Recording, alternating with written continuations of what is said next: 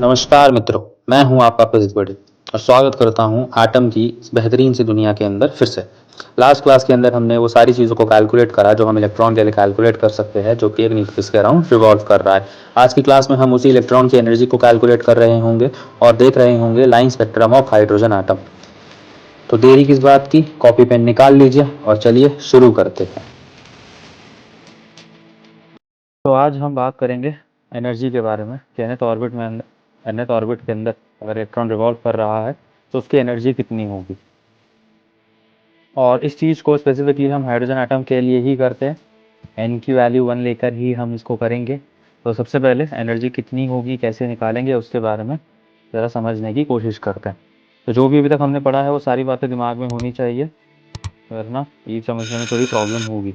तो सबसे पहले हम एक इलेक्ट्रॉन अज्यूम करेंगे जिसका कुछ मास m है और वो ऑर्बिट में रिवॉल्व कर रहा है, जिस ऑर्बिट का रेडियस कुछ r है। तो बोहर के थर्ड क्वांटाइजेशन रूल के अकॉर्डिंग हमें क्या पता है कि जो mvr होगा, एंगुलर मोमेंटम, वो इंटीग्रल मल्टीपल होता है h/2 का। nth ऑर्बिट हम लेके चल रहे हैं जहाँ पे n क्या है, एक पॉजिटिव इंटीजर। तो एग्ज़ाम के अंदर ये पूरी की पूरी डेरिवेशन एनर्जी निकालने की आ जाती है, तो उसको अच्छे से हमें दिमाग में लेके समझना है। सिमिलरली जब इलेक्ट्रॉन मोशन में होगा एक सर्कुलर ऑर्बिट के अंदर, तो वहाँ पे जो एनर्जी होगी उसके लिए भी हम एक इक्वेशन ऑलरेडी जानते हैं।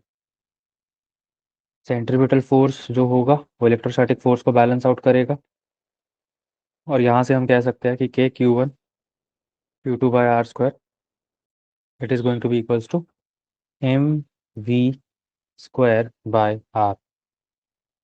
इस इक्वेशन को हमने ऑलरेडी सॉल्व किया हुआ है, तो यहाँ पे Z e square by 4 pi epsilon not r square, ये बराबर आ जाएगा m v square by r के। अगर मैं हाइड्रोजन के लिए लेके चल रहा हूँ तो z की वैल्यू 1 हो जाएगी यहाँ पे। और जनरली क्या होता है कि z जो इस इक्वेशन में है उसको छोड़ देते हैं। तो यहाँ से जब दोनों इक्वेशंस को हम सॉल्व करेंगे, suppose this is my equation 1 and this is my equation 2। तो जैसे ही मैं दोनों इक्वेशंस को सॉल्व करूँगा सब्स्टिट्यूशन एलिमिनेशन का इस्तेमाल करके, तो यहाँ पे मेरे पास जो v है उसकी कुछ वैल्यू आ जाएगी, which is equals to Z e square by 2 epsilon not h into m. और इसी के साथ साथ रेडियस को भी हम निकाल सकते हैं, जो कि बराबर आ जाएगा epsilon not h square n square divided by pi m Z e square. इस इक्वेशन को सॉल्व करना और तुम्हें ये सारी की सारी वैल्यूज जो है इजीली मिल जाएंगी। Here it should be n not m। m से m यहाँ नहीं आएगा, it will be cancelled out from both the equations. तो हमें वेलोसिटी मिल गया और हमें रेडियस मिल गया जिस ऑर्बिट के अंदर वो इलेक्ट्रॉन रिवॉल्व कर रहा होगा।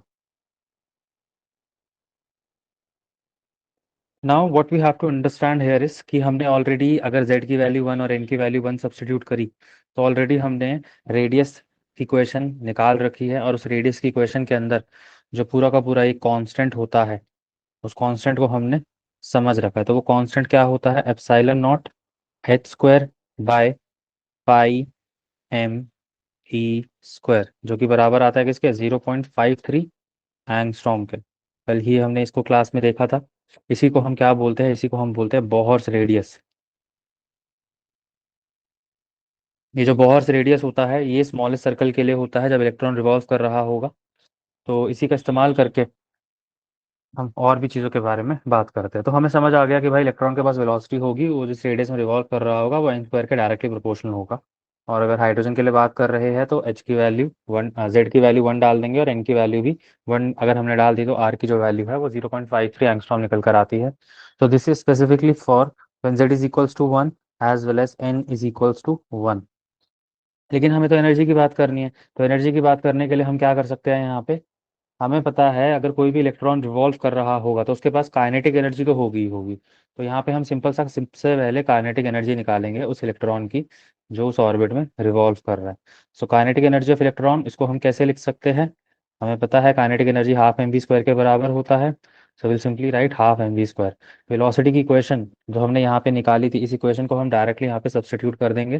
तो विल गेट हाफ एम, और जो ये मेरा वी स्क्वायर है इसकी जगह I can write Z square E to the power 4 divided by epsilon not square H square N square. इसी के साथ साथ यहाँ पे टू भी था तो टू का स्क्वायर हो जाएगा 4। तो इंटू 4 कर देता हूँ मैं यहाँ पे। जैसे मैं इस इक्वेशन को कंप्लीटली सॉल्व करूंगा, तो I can write that it is going to be equals to M Z square E to the power 4 divided by 8 epsilon not square H square N square. तो this is going to be the kinetic energy that electron is going to possess. तो ये electron की kinetic energy कितनी होगी, ये nth orbit पे depend करेगा और z पे डिपेंड करेगा। तो अलग अलग सिस्टम के लिए, अलग अलग एटम के लिए, अलग अलग ऑर्बिट के लिए जो काइनेटिक एनर्जी है वो डिफरेंट आएगी। इसी के साथ साथ हमें पता है कि भाई जो इलेक्ट्रॉन है एक सर्टेन डिस्टेंस पर, तो अगर इलेक्ट्रॉन सर्टेन डिस्टेंस पर है तो उसके पास कुछ ना कुछ पोटेंशियल एनर्जी भी होगी। तो वो पोटेंशियल एनर्जी हमने कैसे निकाला था, वो पोटेंशियल एनर्जी हमने डिफाइन करी थी के Q one Q two by R से। सो सिमिलरली यहाँ पे हम पोटेंशियल एनर्जी लिख सकते हैं उसी इलेक्ट्रॉन की जो वो सर्कुलर ऑर्बिट में रिवॉल्व कर रहा है। पोटेंशियल एनर्जी का फॉर्मूला जो हमने इलेक्ट्रोस्टैटिक्स में पढ़ा था वो कुछ नहीं था, k Q one Q two by r था। इसी फॉर्मूले को हम यहाँ पे सब्सटीट्यूट कर देंगे। तो इसको जैसे ही हम यहाँ पे सब्सटीट्यूट करेंगे, it is going to be equals to Z e square by 4 pi epsilon not r. अब यहाँ पे समझने की बात यह है कि जो ये पोटेंशियल एनर्जी होती है ये नेगेटिव में होती है। नेगेटिव में क्यों होगी, क्योंकि जो इलेक्ट्रॉन है वो न्यूक्लियस के पास जाना चाहता है लेकिन नहीं जा पाता। और तो कुछ amount of potential energy is due to its position. तो वो कितनी होगी, वो negative of Z e square 4/4 pi epsilon not r के बराबर होगी। इस इक्वेशन के अंदर जैसे ही हम आर की वैल्यू सब्सटीट्यूट करते हैं, so I'll be writing substituting value of r, जो कि हमने यहाँ ऑलरेडी निकाली हुई है। इस वैल्यू को जैसे ही हम यहाँ पे सब्सटीट्यूट करते हैं, तो हमारे पास पोटेंशियल एनर्जी जो है वो बराबर आ जाएगा, देखो किसके, negative of m Z square E to the power 4 divided by 4 epsilon not square Z h square N square. अब ये सब्सटीट्यूशन किया है, उसके बाद मैंने डायरेक्ट रिजल्ट लिख दिया है। तो एक बार ज़रा खुद से सारी वैल्यूज़ को वेरीफाई करके देखना कि आंसर ये आ रहा है या नहीं आ रहा। तो ये चीज़ समझ आनी बहुत ज़्यादा ज़रूरी है। अब यहाँ पे खुद से ज़रा देखकर बताओ, अगर मैं काइनेटिक एनर्जी और पोटेंशियल एनर्जी को कंपेयर करता हूँ तो कौन सी एनर्जी ज़्यादा तुम्हें बड़ी नज़र आ रही है, कौन सी एनर्जी ज़्यादा बड़ी है इस पर्टिकुलर सिस्टम के अंदर।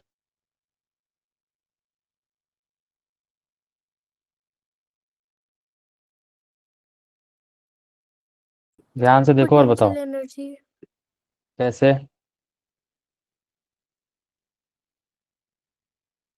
अगर हम नेगेटिव साइन इग्नोर करें तो अपॉन में 4 है और काइनेटिक एनर्जी में 8 है। चलो बिल्कुल सही। तो यहाँ से तुम्हें साफ साफ समझ आ रहा है कि जो पोटेंशियल एनर्जी है वो ज़्यादा होगी, तो जो ओवरऑल रिजल्ट आता है, ओवरऑल जो एनर्जी आती है वो किसी भी इलेक्ट्रॉन की या एटम के अंदर, वो बराबर आती है negative of m Z square E to the power 4 divided by 8 epsilon not square H square N square. तो ये हमारे पास क्या आती है, एनर्जी आती है। और ये एनर्जी जो नेगेटिव, ये जो एनर्जी है ये नेगेटिव में है। और नेगेटिव साइन यहाँ पे यही शो कर रहा है कि इलेक्ट्रॉन की जो टोटल एनर्जी है वो इस चीज का प्रमाण है कि इलेक्ट्रॉन कहीं ना कहीं उस न्यूक्लियस से यू कैन से कंस्ट्रेंट है, बंधा हुआ है, दूर जाना चाहता है लेकिन जा नहीं पा रहा, क्योंकि इलेक्ट्रोस्टैटिक फोर्स भी है यहाँ पर उसको रोकने के लिए। सिमिलरली जो इलेक्ट्रॉन इलेक्ट्रॉन के बीच में रिपल्शन होता है वो भी कहीं ना कहीं काफी हद तक इसके मोशन को अफेक्ट करता है। तो ये वही सेम रिजल्ट है जो तुमने क्लास 11th में केमिस्ट्री में पढ़ा था, कुछ भी अलग नहीं है। यहाँ पे अब हम क्या करेंगे, सारे के सारे कॉन्स्टेंट्स जो भी हमें नजर आ रहे हैं उन सारे के सारे कॉन्स्टेंट्स को अलग कर देंगे और फिर देखेंगे कि एनर्जी किसके डायरेक्टली प्रोपोर्शनल आती है। तो यहाँ पे अगर तुम ध्यान से देखो, तो m e to the power 4 8 epsilon not square H square, ये सारे के सारे कॉन्स्टेंट्स हैं। तो अगर ये सारे के सारे कॉन्स्टेंट्स मैं लेके चल रहा हूँ तो मैं एनर्जी को ऐसे लिख सकता हूँ, ध्यान से देखना, negative of m e to the power 4 8 epsilon not square H square. इसी के साथ साथ यहाँ आ जाएगा Z square by n square. तो जो एनर्जी है वो काफ़ी हद तक डायरेक्टली प्रोपोर्शनल आती है Z square upon n square के, और ये पूरी वैल्यू जो है ये कांस्टेंट होती है।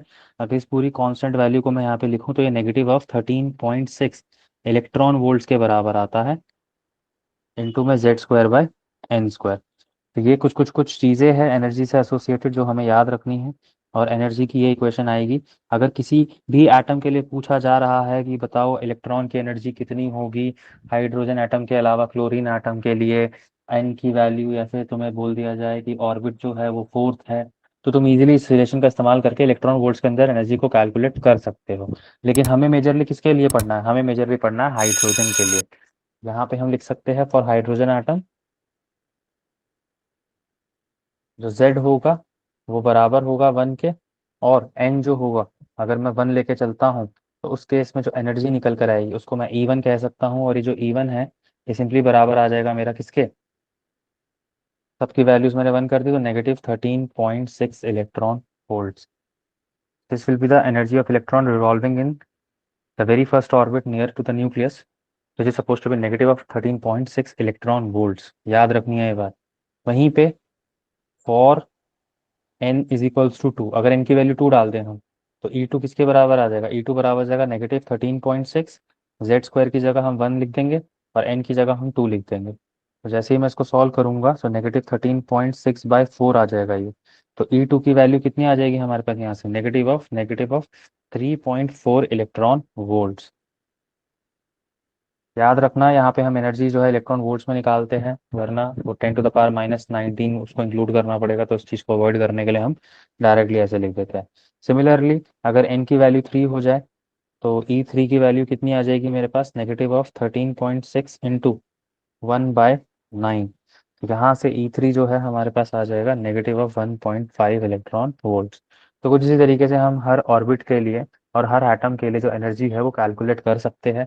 बट मेजरली हमारे सिलेबस के अंदर जो हमें एनर्जी कैलकुलेट करनी है वो सिर्फ और सिर्फ हाइड्रोजन के लिए करनी होगी। तो ये सिंपल सी चीज़ थी, इस चीज़ को हमें याद रखना है, और कोई भी क्वेश्चन आएगा उसका आंसर करने की कोशिश करनी है।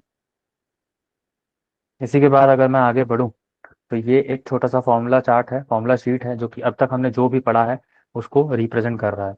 तो this represents the mathematical analysis of Bohr's model of hydrogen atom.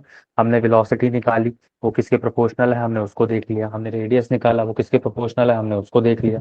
हमने एनर्जी के बारे में बात करी, उसको बता दिया। टाइम पीरियड के बारे में बात करी, देन हमने फ्रीक्वेंसी के बारे में बात करी। तो ये सारी की सारी चीज़ें हम ऑलरेडी बात कर चुके हैं, और इनसे एसोसिएटेड क्वेश्चंस आने की बहुत बहुत संभावना होती है एग्जाम में। याद रखना है, बोर्ड के पॉइंट ऑफ व्यू से भी अगर मैं बात कर रहा हूँ तो बहुत इंपॉर्टेंट टॉपिक है। ये 5 चीजें हैं, 5 में से कम 3 चीजें तो पूछ ही लेता है, और ज्यादातर पॉसिबिलिटी रहती है कि पूछेगा एनर्जी बता दो कितनी है, वेलोसिटी और रेडियस। और अगर यही क्वेश्चन 5 नंबर में आ गया तो टाइम पीरियड और फ्रिक्वेंसी भी पूछ लेगा। तो डिपेंड्स अपॉन एग्जामिनर का मूड कैसा है, तो इजीली क्वेश्चंस जो है ये पूछे जा सकते हैं। क्लियर हुआ ये सब? Yes sir. ठीक है, आगे बढ़ते हैं। तो ये वैल्यूज हमने देखी, E1 E2 E3 E4 E5 E6 की। En किसके बराबर आता है ये हमें ऑलरेडी समझ आ गया। तो hydrogen like atom Bohr analysis will be as. तो इसके अंदर तुम वो सारी चीज़ें फिल कर सकते हो, वेलोसिटी क्या है, रेडियस क्या है हाइड्रोजन के लिए अगर मैं बात करता हूँ, फ्रीक्वेंसी क्या है, टाइम पीरियड क्या है, एनर्जी क्या है। तो you just right it down if you need. और तो फॉर्मूला शीट को अच्छे से मेंटेन कर लेना, और उसको मॉडर्न फिजिक्स के जितने भी फॉर्मूलाज हो सारे के सारे एक पेज पे लिख कर कोशिश करना कि एटलीस्ट दिन में एक बार तो उन पर नज़र मार लो। जितने भी क्वेश्चन जितने भी टॉपिक्स हम पढ़ते जा रहे हैं उन सारे टॉपिक्स को लाइन बाय लाइन एक शीट बना के चलो, जो जो क्लासेस हम कर रहे हैं हर क्लास के जितने भी फॉर्मूलाज हैं उनको लिखते जाओ। तो तुम्हारे पास एक शीट भी बन जाएगी और काफ़ी हद तक हमें हेल्प भी मिलेगी। तो अब एक क्वेश्चन है, क्वेश्चन को करते हैं और फिर देखते हैं कि कितना हमें समझ आया ये टॉपिक। तो क्वेश्चन क्या कह रहा है? क्वेश्चन कह रहा है that the radius of first permitted Bohr orbit for an electron in a hydrogen atom equals to 0.51 angstrom.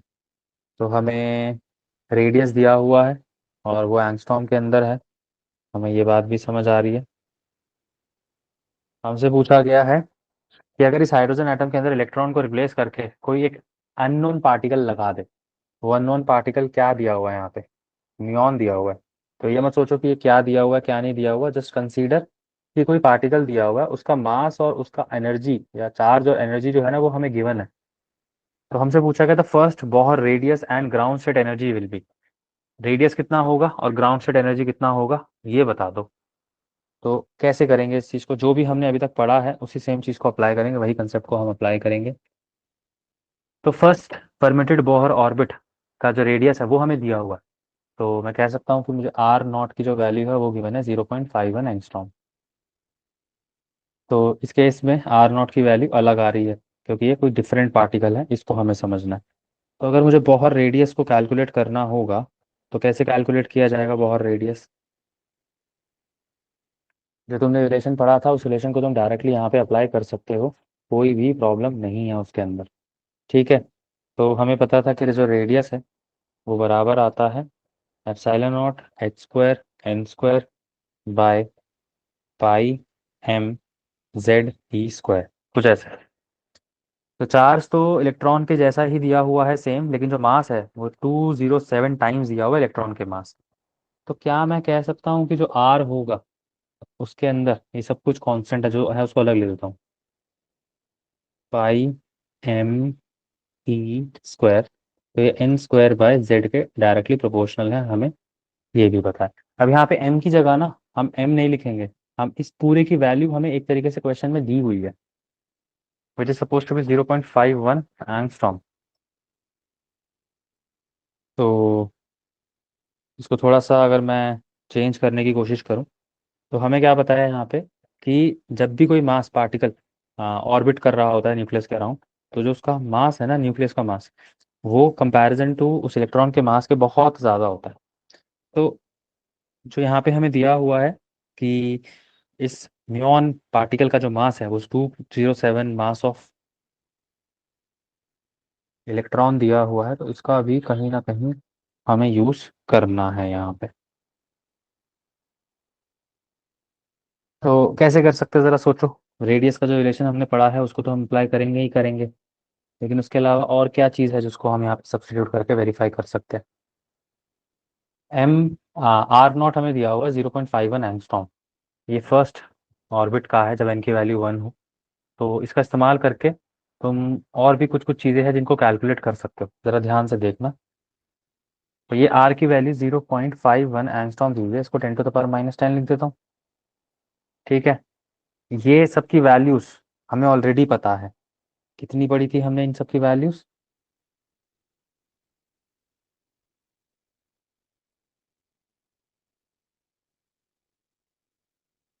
0.529 angstrom. तो इसको डायरेक्टली वहीं पे सब्स्टिट्यूट कर देंगे, 0.529 एंगस्ट्रॉम, 0.529 इंटू 10⁻⁻10। अब ये जो वैल्यू थी ये इलेक्ट्रॉन के मास के लिए थी, लेकिन हमारे पास तो क्या दिया हुआ है, इसका मास दिया हुआ है। तो इस वैल्यू को डिवाइड कर देंगे किससे, इस वैल्यू को डिवाइड कर देंगे पूरा का पूरा 207 से, इनटू फर्स्ट ऑर्बिट के लिए है तो 1 मान के चलेंगे, और हाइड्रोजन एटम की बात हो रही है तो यहाँ भी जेड की वैल्यू 1 होगी। तो ये दोनों की दोनों वैल्यूज है ना, तो ये बराबर आनी चाहिए, सबसे पहली बात तो ये। हम्म।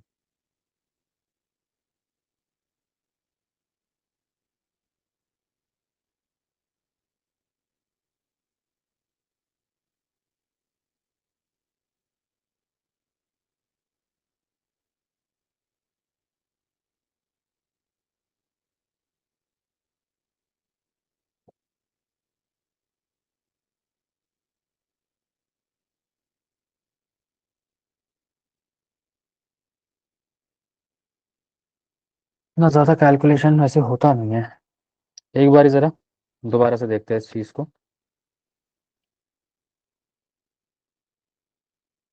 रिलेशन की ओर चलते हैं, जो रेडियस का रिलेशन था उस रिलेशन को एक बार ज़रा वापस से याद करने की कोशिश करते हैं। तो हमने वहां पे पढ़ा था कि जो रेडियस होता है ना वो इन्वर्सली प्रोपोर्शनल होता है मास के। इलेक्ट्रॉन का मास था तो हमने क्या किया कि भाई इसको एम लिख दिया और रेडियस की वैल्यू को एज इट इज अप्लाई कर दिया। तो ये रेडियस होगा इलेक्ट्रॉन के लिए। वहीं पे अगर मैं रेडियस इस अननोन पार्टिकल म्यून के लिए लिखूंगा तो ये मास ऑफ म्यून लेके जाएगा। ये इस पे डिपेंड करेगा। तो रेडियस निकालने के लिए हम क्या कर सकते हैं, बस डायरेक्टली इन दोनों इक्वेशंस को डिवाइड कर सकते हैं। तो r e by r mu ये बराबर होगा m mu by m e. और ये हमें दिया हुआ है, ये 207 के बराबर है। यहाँ से अगर देखो तो m mu by m e किसके बराबर आ जाएगा, 207 के। तो हम डायरेक्टली इसको एज इट इज 207 लिख सकते हैं।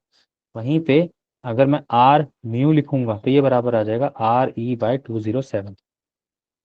और आर ई कितना दिया हुआ है, रेडियस कितना दिया हुआ है, जो हमें इनिशियली दिया हुआ है 0.5, उसको एज इट इज सब्स्टिट्यूट कर देंगे। तो 0.51 इंटू 10⁻10 डिवाइडेड बाई 207। तो अगर यहाँ पे हम ध्यान से देखें और इसको सॉल्व करें तो जो आंसर है वो अप्रॉक्सीमेटली 0.00246 इंटू 10⁻10 आएगा। तो ये तो लिखेंगे नहीं, तो 0.246 या 2.46, 2.46, 2.4 और 2.56। जो रिजल्ट है रेडियस का वो बराबर आ जाएगा 2.56 इंटू 10⁻13 मीटर्स। तो ये आ जाएगा मेरा आर ऑफ म्यू। तो ऑप्शन में देखा जाए तो फर्स्ट और फोर्थ ऑप्शन दोनों के दोनों में सेम वैल्यू है, तो हमें यहाँ पे एनर्जी भी निकालनी पड़ेगी। और हमसे पूछ रहा है what is the ground state energy. Ground state energy कितनी होगी। तो ग्राउंड स्टेट एनर्जी की अगर हम बात करें तो एनर्जी वाले रिलेशन में अगर हम वापस जाए एक बार, तो यहाँ पे हमने क्या देखा था कि जो एनर्जी है ये मास के डायरेक्टली प्रोपोर्शनल है। तो अगर एनर्जी मास के डायरेक्टली प्रोपोर्शनल है तो इसी सेम चीज़ का इस्तेमाल करेंगे हम वहाँ पे एनर्जी बताने के लिए। देखो ज़रा, तो मैं बोल सकता हूँ यहाँ पे that energy is directly proportional to mass. तो E of mu by E of electron ये बराबर होगा mass of mu by mass of electron. इस चीज़ को मैं ऐसे लिख सकता हूँ। और जो एनर्जी होती है ग्राउंड स्टेट पे नॉर्मल इलेक्ट्रॉन के लिए वो हमें पता है -13.6 इलेक्ट्रॉन वोल्ट होती है। तो अगर वो -13.6 इलेक्ट्रॉन वोल्ट होगी तो हम इसको सॉल्व कर देंगे। सो ई ऑफ म्यू बराबर आ जाएगा 13.6 नेगेटिव का इंटू मास ऑफ म्यू कितना है, मास ऑफ म्यू है 207 इंटू मास ऑफ ई। तो एम ई से एम ई कैंसिल हो गया तो यहाँ से ई ऑफ म्यू कितना आ जाएगा। जैसे ही मैं इस इक्वेशन को सॉल्व करूंगा it is approximately negative of 2.8 kilo electron volt. यानी कि ऑप्शन डी जो है मेरा करेक्ट होगा। तो इस चैप्टर के अंदर मेजरली जितने भी क्वेश्चंस आते हैं वो सारे के सारे तुम देखोगे कि प्रोपोर्शनैलिटी के ऊपर बेस्ड होते हैं। तुम्हें क्वेश्चंस को स्टडी करना है, तुम्हें देखना है कौन किस चीज़ पे कैसे वेरी कर रहा है, कौन किस चीज़ पे कितना डिपेंड कर रहा है। अगर वो डिपेंडेंसी तुम्हें क्लियर हो जाएगी तो तुम इजीली क्वेश्चन को सॉल्व कर पाओगे, उसमें कोई दिक्कत नहीं आएगी। क्लियर है ये सवाल। Yes sir. आगे बढ़ते हैं। तो अब एक और क्वेश्चन है यहाँ पे, हमसे बोला गया जो टोटल एनर्जी है इलेक्ट्रॉन की जो कि एक एटम के अंदर है और ऑर्बिट के हिसाब से 3 माइनस नेगेटिव 3.4 इलेक्ट्रॉन वोल्ट दी हुई है। तो काइनेटिक एनर्जी और पोटेंशियल एनर्जी कितनी होगी ये बता दो। अब काइनेटिक एनर्जी और पोटेंशियल एनर्जी का जो रिलेशन हमने पढ़ा था ना, एक बार वापस से उस रिलेशन पे चलते हैं। उससे ये आंसर उससे इसका आंसर देना बहुत ईजी हो जाएगा, बहुत ईजी। तो हमने यहाँ पे काइनेटिक एनर्जी देखा, हमने यहाँ पे पोटेंशियल एनर्जी देखा। अगर मैं काइनेटिक एनर्जी को ई मान लूँ तो जो पोटेंशियल एनर्जी है वो -2 ई हो जाएगी, कह सकता हूँ मैं।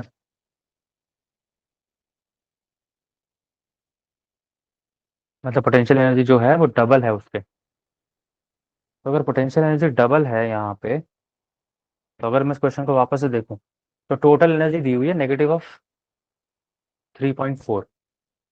तो क्या मैं बोल सकता हूँ जो काइनेटिक एनर्जी होगी वो 3.4 होगी और जो पोटेंशियल एनर्जी होगी वो -6.8 होगी। कुछ नहीं करना, एनालिटिकली सोचना और आंसर तुम्हारे सामने आ जाएगा। Option number C. लॉजिक लगाना है, जो भी तुमने पढ़ा है उस चीज पे भरोसा रखना है, खुद के ऊपर भरोसा रखना है कि हाँ भाई मैंने पढ़ा है और मैं आंसर कर सकती हूँ। तो ये चीज़ बहुत ज़्यादा ज़रूरी है जहाँ पे मार्क्स स्कोर करने के लिए। अब कोई कैलकुलेशन की जरूरत नहीं है, कुछ करने की जरूरत नहीं है, हमें पता है भाई जो टोटल एनर्जी है वो सम होता है काइनेटिक प्लस पोटेंशियल का। अगर मैं तुम्हें इसका प्रूफ करके दिखाऊं तो टोटल एनर्जी सम होता है काइनेटिक प्लस पोटेंशियल का, और हमें पता है कि जो पोटेंशियल एनर्जी होती है वो negative of twice of kinetic energy होती है, उसके बराबर होती है। टोटल एनर्जी हमें 3.4 दिया हुआ नेगेटिव का, और काइनेटिक एनर्जी यहाँ पे सॉल्व करूंगा तो नेगेटिव ऑफ काइनेटिक एनर्जी आ जाएगा इसको सॉल्व करके, तो नेगेटिव से नेगेटिव कैंसिल, तो काइनेटिक एनर्जी कितना आ गया, नेगेटिव पॉजिटिव 3.4। अगर ये पॉजिटिव 3.4 आ गया तो काइनेटिक पोटेंशियल एनर्जी कितना आ जाएगा, पोटेंशियल एनर्जी का negative of twice of 3.4, that is negative of 6.8। तो कुछ इस तरीके से हम काइनेटिक एनर्जी और पोटेंशियल एनर्जी यहाँ पे कैलकुलेट कर रहे होंगे। लॉजिकली दिमाग लगाओगे तो ज़्यादा इजी रहेगा। इस चैप्टर के क्वेश्चंस कोई ऐसे बहुत ज़्यादा ट्रिकी नहीं आते, बस हाँ हमें क्वेश्चंस ही समझ नहीं आती तो हम आंसर्स नहीं निकाल पाते, सिंपल सी बात। आगे बढ़ते हैं। एक और क्वेश्चन दिया हुआ है यहाँ पे, हमसे बोल रहा है कि जो एनर्जी है हाइड्रोजन एटम की ग्राउंड स्टेट में, ग्राउंड स्टेट का मतलब हमेशा दिमाग में क्लिक होना चाहिए एन की वैल्यू 1, वो नेगेटिव ऑफ 13.6 है, पता है हमें तो ये, पता नहीं क्यों बता रहे हैं। तो बोला गया the energy of helium ion in the first excited state will be, helium ion की बता दो फर्स्ट एक्साइटेड स्टेट में कितनी होगी एनर्जी। अब दिमाग लगाओ और थोड़ा सा सोचो कि जो बोहर ने अपना मॉडल दिया था, ये मॉडल किसके लिए था, ये मॉडल था हाइड्रोजन लाइक एटम के लिए। Hydrogen like atom, hydrogen like atom का मतलब ये जो He+ है ये भी क्या है, ये भी एक हाइड्रोजन लाइक एटम है। हाइड्रोजन लाइक एटम के लिए क्या प्रॉपर्टीज पढ़ी थी हमने, कि जो नंबर ऑफ इलेक्ट्रॉन है वो सेम होना चाहिए 1 के बराबर, और जो प्रोटॉन्स है वो भी किसके बराबर होने चाहिए, 1 के बराबर। तो यहाँ पे देखो हीलियम प्लस दिया हुआ है, मतलब ये हीलियम आयन है, हीलियम आयन इसका मतलब क्या है कि नंबर ऑफ इलेक्ट्रॉन और नंबर ऑफ प्रोटॉन दोनों के दोनों बराबर होंगे इसके। तब हमसे पूछा गया हाइड्रोजन लाइक एटम के लिए बतानी है एनर्जी, तो एनर्जी का फॉर्मूला क्या पढ़ा था हमने, negative of 13.6 Z square by n square.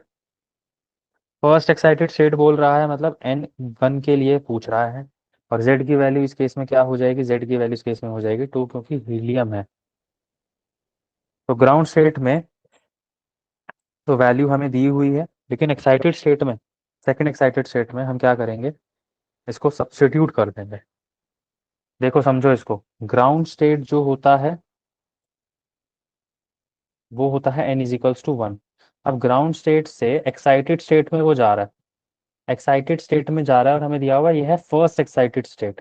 तो फर्स्ट एक्साइटेड स्टेट का मतलब क्या है, n की वैल्यू 2।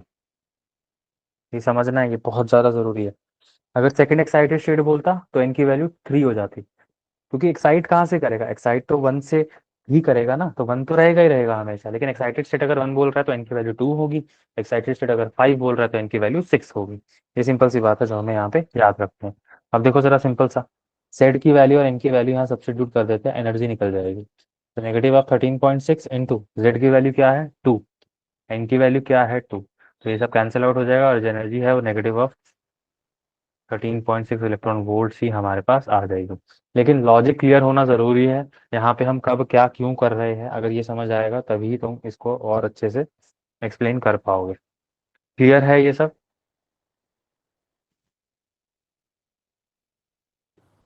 Yes sir. आगे बढ़ते हैं। एक और क्वेश्चन है, तो ग्राउंड स्टेट पर एनर्जी जो हाइड्रोजन एटम की है वो नेगेटिव 13.6 दिया होगा, फाइंड इट्स एक्साइटेशन एनर्जी। अब एक्साइटेशन एनर्जी का मतलब क्या है कि मिनिमम कितनी एनर्जी इलेक्ट्रॉन को दी जाए कि इलेक्ट्रॉन जो है एक्साइट हो जाए, और अगर एक्साइट होके जाएगा तो सबसे कम कहाँ जा सकता है, 2 में जा सकता है। तो 2 में जाने के लिए उसके पास कितनी एनर्जी होगी वो हमसे पूछा गया। तो एक बार जरा दिमाग लगाओ और ट्राई करो और बताओ मुझे कि कैसे इसको हम कर सकते हैं। कोई ज़्यादा मुश्किल नहीं है, हमने अभी तक जितना भी पढ़ा है उसको ध्यान में रखते हुए ये आंसर हम इजीली दे सकते हैं।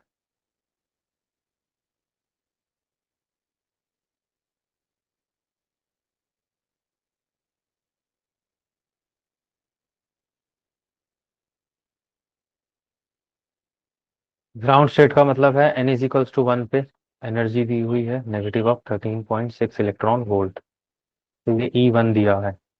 अब हमसे पूछ रहा है एक्साइटेशन एनर्जी। अब एक्साइटेशन एनर्जी का मतलब क्या है कि n1 से n=2 सेकेंड ऑर्बिट में जाने के लिए कम से कम कितनी एनर्जी देनी पड़ेगी, वो हमसे पूछ रहा है। तो कम से कम कितनी एनर्जी देनी पड़ेगी, इसका मतलब क्या है कि तुम एन टू पर ई टू निकालो कितना होगा, जो कि हमें पता है -13.6 Z square by n square के बराबर होता है। जेड की वैल्यू 1 है क्योंकि हाइड्रोजन है, और एक्साइटेशन के लिए पूछ रहा है तो 1 से ही पूछेगा, तो हम इसको 2 डाल देंगे, तो 1/2 का स्क्वायर यानी कि 4। तो ई टू कितना आ जाएगा मेरा, -3.4 इलेक्ट्रॉन वोल्ट। ई1 की वैल्यू -13.6 थी, ई2 की वैल्यू -3.4 है। एक्साइटेशन एनर्जी पूछ रहा है कितना होगा, तो उसे निकालेंगे चेंज से, कि मिनिमम हमें कितनी एनर्जी देनी पड़ेगी, वो चीज़ हम यहाँ बताएंगे। तो इसको लिखेंगे ई टू माइनस ई वन, याद रखना है ये। एक्साइटेशन एनर्जी के लिए हम ये चीज़ यूज करते हैं। तो ये बराबर आ जाएगा -3.4 प्लस, हाँ, 13.6 which is approximately 10.2 electron volt. तो इतना एनर्जी हमें देना पड़ेगा तभी वो जाके एक्साइट होगा। This is what we have to understand here. तो बहुत मुश्किल नहीं है, बहुत आसान सवाल है। बस हमें समझना क्या है कि एग्जैक्टली क्वेश्चन में पूछा क्या गया है। अगर हमें ये समझ आ गया कि क्वेश्चन में पूछा गया क्या है, तो हम इजीली आंसर कर पाएंगे। मैक्सिमम टाइम हमें यही नहीं समझ आता क्वेश्चन में पूछ क्या रहा है, बात किस चीज़ की हो रही है। तो वो चीज़ हमें ध्यान से समझनी है। क्लियर है ये सवाल? Yes sir. आगे बढ़ते हैं। अब इस क्वेश्चन को ट्राई करो और बताओ क्या होगा आंसर। थोड़ा सा लॉजिक लगाओगे तो इजीली आंसर कर पाओगे।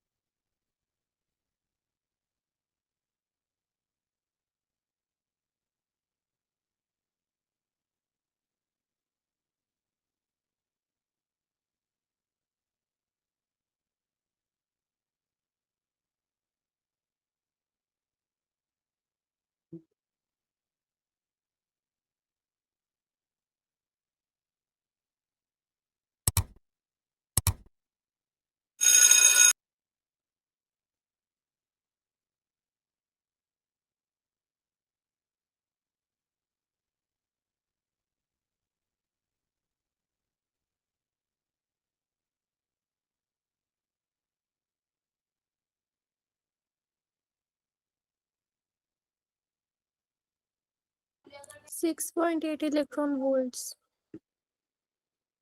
कैसे?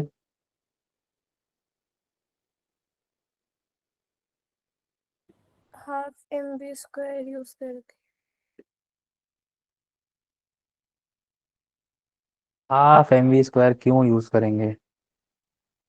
अभी जो हमने पढ़ा है उसको दिमाग में रखो। काइनेटिक एनर्जी और टोटल एनर्जी के बीच में क्या रिलेशन होता है, क्या पढ़ा है हमने? जो टोटल एनर्जी होगी वो बराबर होगी नेगेटिव ऑफ काइनेटिक एनर्जी। कैसे? अभी अभी देखा है हमने। टोटल एनर्जी बराबर होती है kinetic energy plus potential energy के।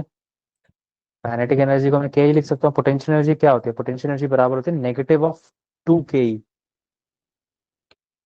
यही देखा था ना हमने। तो यहाँ से टोटल एनर्जी किसके बराबर आ जाती है? टोटल एनर्जी बराबर आ जाती है -के के।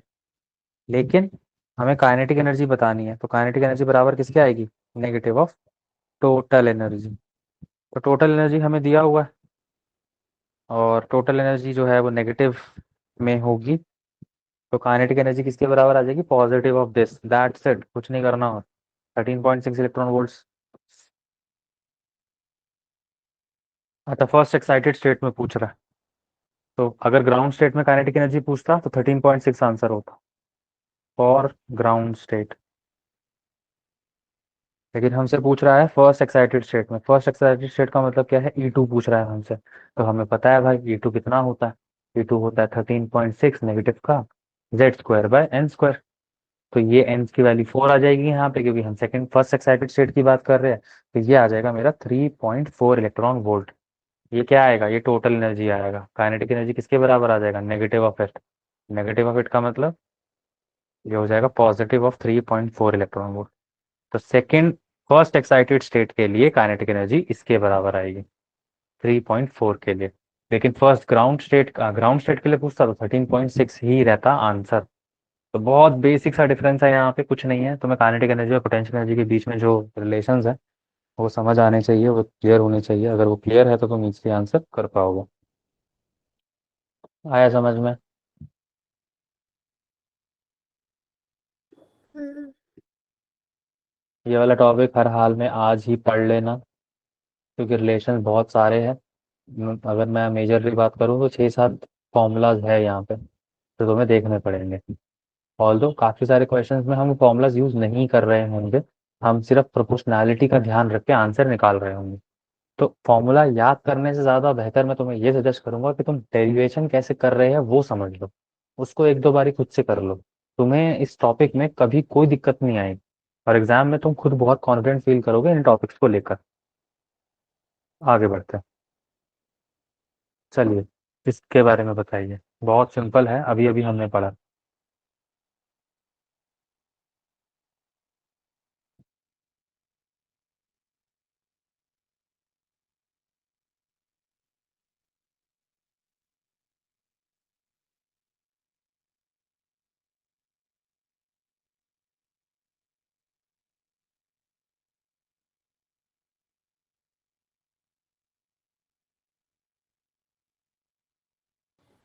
1:-1। चलो बिल्कुल सही जवाब। अब हमें बात करनी है line spectra of hydrogen atom के बारे में। लाइन स्पेक्ट्रा का मतलब क्या होता है? लाइन स्पेक्ट्रा का मतलब होता है, जब हमने इस टॉपिक के बारे में बात करी थी शुरुआत में, तो हम एक ही चीज जो रदरफोर्ड एक्सप्लेन नहीं कर पाया था उसी चीज को एक्सप्लेन करने के लिए बोहर ने पूरा का पूरा मॉडल दी। रदरफोर्ड ये नहीं बता पाया कि जब इलेक्ट्रॉन ट्रांजिशन हमें देखने को मिलता है तो उस ट्रांजिशन के दौरान जो इलेक्ट्रोमैग्नेटिक वेव निकलती है वो कैसे, कितनी निकलती है, और वो निकलती जब है तो वो उसकी वजह से इलेक्ट्रॉन अपनी एनर्जी लूज क्यों नहीं करता। तो हमने इस चीज को एक्सप्लेन करने के लिए, या बोहर ने इस चीज को समझाने के लिए बताया कि जो इलेक्ट्रॉन के बीच में से एनर्जी रिलीज होती है वो निकलती है सिर्फ ट्रांजिशन के टाइम पे। और जो इलेक्ट्रॉन के थ्रू एनर्जी रिलीज होती है इलेक्ट्रोमैग्नेटिक वेव की फॉर्म में, वो इलेक्ट्रोमैग्नेटिक वेव एक स्पेक्ट्रम बनाती है, जिसको हम लाइन एमिशन स्पेक्ट्रम बोलते हैं। तो लाइन एमिशन स्पेक्ट्रम हम हर एलिमेंट के लिए दे सकते हैं, लेकिन हम यहाँ पे स्पेसिफिकली सिर्फ किसके लिए बात कर रहे हैं? हाइड्रोजन के लिए बात कर रहे हैं, क्योंकि सबके लिए स्टडी करना ये बहुत ज़्यादा टीडियस टास्क हो जाएगा। अगर तुम्हारा मन करे तो तुम क्लोरीन, ब्रोमीन, जिस भी चाहो, जिस भी एलिमेंट के लिए चाहो स्टडी कर सकते हो और निकाल सकते हो। मास की वैल्यू डालो, चार्ज डालो, और जो भी चीज़ें हैं सब्स्टिट्यूट करो, तुम्हारे पास आंसर आ जाएगा। लेकिन हम सिर्फ और सिर्फ यहाँ बात करेंगे हाइड्रोजन एटम के लिए। तो third postulate of Bohr model ये कहता है कि जब एटम ट्रांजिशन करेगा हायर एनर्जी स्टेट के अंदर से लोअर एनर्जी स्टेट में, हायर एनर्जी स्टेट कौन सा होगा? हायर एनर्जी स्टेट वो स्टेट होगा जो न्यूक्लियस के पास होगा, और लोअर एनर्जी स्टेट वो होगा जो न्यूक्लियस से दूर होगा, क्योंकि एनर्जी जो है वो कम होती है जैसे जैसे आर बढ़ता है। ये बात याद रखनी है। तो हमने क्या करा? हमने करा let the quantum number of higher energy state be N F, और sorry, let the higher energy state be N I, और लोअर एनर्जी स्टेट को हमने एन एफ बोल दिया। जो फ्रीक्वेंसी होगी उस फ्रीक्वेंसी को निकालने के लिए हम इस इक्वेशन का इस्तेमाल कर सकते हैं। हमें क्या पता है? जो एनर्जी होता है वो एच न्यू के बराबर होता है, वहीं पे डेल्टा ई जो होगा वो भी एच न्यू के बराबर ही होगा। तो इनिशियल माइनस फाइनल यहाँ पे हम लिखते हैं चेंज, फाइनल माइनस इनिशियल नहीं लिखते, क्योंकि इनिशियल वाली की एनर्जी ज़्यादा होगी फाइनल के कंपैरिजन में। जैसे ही हम इसको सॉल्व करेंगे तो यहाँ पे एच सी बाय लेमडा आएगा, और यहाँ पे भी हम क्या लिख सकते हैं? H c by lambda one minus h c by lambda final. इस इक्वेशन को सॉल्व करके हमारे पास लेमडा की कुछ कुछ वैल्यूज आ जाती है, और वो रिलेशन हमारे पास आता है ये, जहाँ पे जो ये आर है ये बराबर होता है 912 एंगस्ट्रॉम के। इस आर को ही हम बोलते हैं रेडबर्ग्स कांस्टेंट। याद आ रहा है कुछ? ये क्लास 11th में भी पढ़ा था हमने।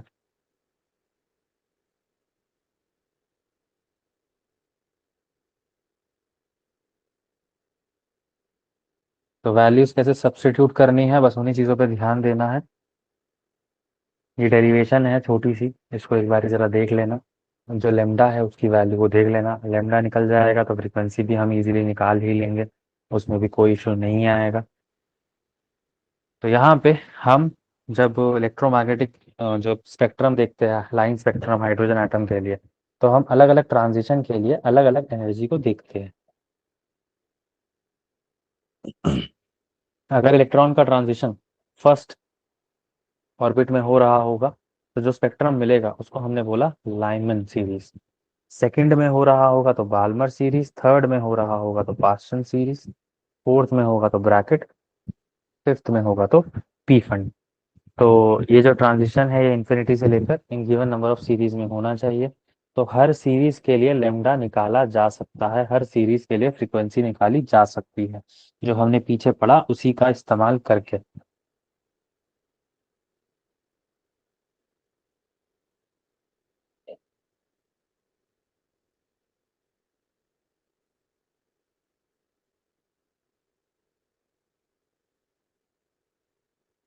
तो अब हम बात करेंगे आयनाइजेशन एनर्जी और आयनाइजेशन पोटेंशियल के बारे में। तो आयनाइजेशन एनर्जी, आयनाइजेशन पोटेंशियल होता क्या है? ये वो मिनिमम एनर्जी है जो इलेक्ट्रॉन को हाइड्रोजन एटम से निकालने के लिए हमें चाहिए। कहाँ से? ग्राउंड स्टेट से। तो will define it as the minimum energy required to move to remove an electron from hydrogen और hydrogen like atom from ground state. तो इसी मिनिमम एनर्जी को बोला जाता है ionization energy.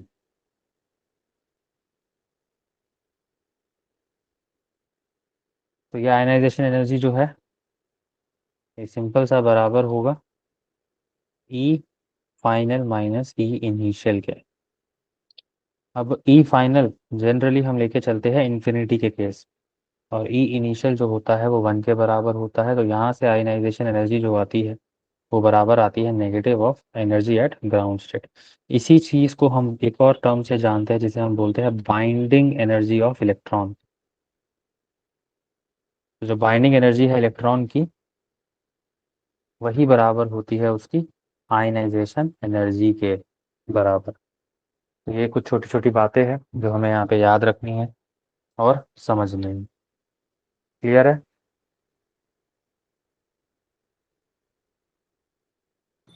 Yes sir. Then we talk about excitation energy and excitation potential. तो अब excitation energy क्या होती है? ये वो मिनिमम एनर्जी होती है जो एटम को एक्साइट करने के लिए चाहिए हो किसी भी पर्टिकुलर एक्साइटेड स्टेट से गिवन। तो सिंपल सा मैं तुम्हें एग्जांपल देके समझाता हूँ। सपोज जो इलेक्ट्रॉन है वो n1 में था और उस फर्स्ट ऑर्बिट से सेकंड ऑर्बिट में जा रहा है। तो ये इसका E1 होगा, ये इसका E2 होगा। तो यहाँ इलेक्ट्रॉन ट्रांजिशन कुछ ऐसे हो रहा है। तो जो डेल्टा ई होगा इस केस में वो दिया जाएगा, हम कुछ ऐसे बोल सकते हैं E2 माइनस E1 से। वहीं पे अगर जो ट्रांजिशन है वो 1 से 3 में हो रहा है लेट से,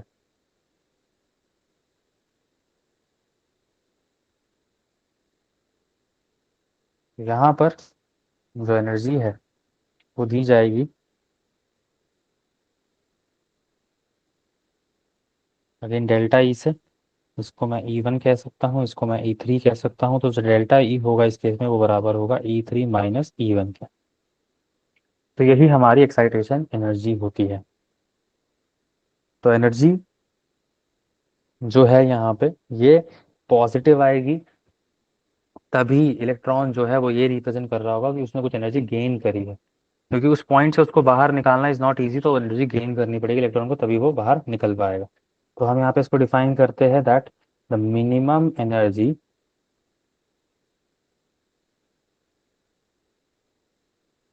required to excite an atom is called excitation energy. अब ये जो होगा किसी पर्टिकुलर एक्साइटेड स्टेट के लिए ही होगा, कि ट्रांजिशन कहाँ से कहाँ हो रहा है उसके लिए हम इसको डिफाइन करेंगे, ना कि जनरल किसी भी ट्रांजिशन के लिए। और इसी से एसोसिएटेड जो पोटेंशियल होगा उसको हम एक्साइटेशन पोटेंशियल बोल देंगे। ये सिंपल सा चीज़ है, ये सिंपल सी डिफरेंसेस हैं इन चीज़ों के बारे में जो हमें समझना है। ठीक है, क्लियर है, आगे बढ़ते हैं। तो जो लाइन स्पेक्ट्रम है हाइड्रोजन का वो कुछ इस तरीके से हमें देखने को मिलता है। अब यहाँ पे तुम देख सकते हो कि जो इलेक्ट्रॉन होगा लाइमन सीरीज में वो 2 से लेकर इन्फिनिटी तक से जंप करेगा n=1 में, बाल्मर सीरीज में n2 में जंप करेगा, पार्शियल सीरीज में n3 में जंप करेगा, ब्रैकेट सीरीज में n4 में जंप करेगा, और पी फंड में n5 में। ट्रांजिशन कहाँ से हो रहा है ये समझना। अगर पी फंड की बात कर रहा है तो भाई मिनिमम 5 होगा, मतलब जहाँ पे वो आ रहा होगा, और कहाँ से आ रहा होगा 6 7 8 कहीं से भी हो सकता है। तो जो सीरीज में वेवलेंथ की जो रेंज आती है वो इसके बराबर आती है, और ये वेवलेंथ की रेंज जो है एंगस्ट्रॉम में दी हुई है, ये चीज़ भी याद रखनी है यहाँ पे।